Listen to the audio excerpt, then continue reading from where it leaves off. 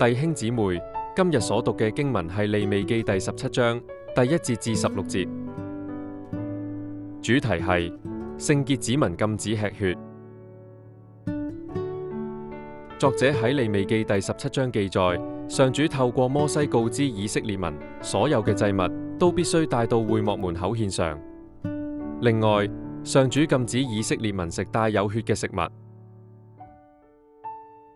上主命令以色列民，一切嘅祭牲都必須要帶到會幕門口獻祭，目的係確保以色列民獻祭時係呈獻俾上主，而唔係向偶像或者其他神明獻祭。無論係以色列民或者寄居嘅外人獻燔祭或者平安祭時，如果唔係喺會幕門口獻祭，都必定要從民中被剪除。另外，禁止以色列民食帶有血嘅食物，因為動物嘅生命就喺血裏面。若果以色列民食咗帶有血嘅食物，都必須要從民中被剪除。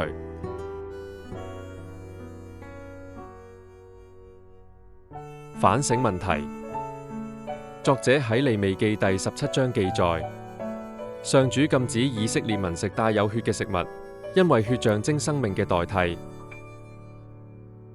咁你有冇尊重生命嘅神聖，承認生命屬於上主呢？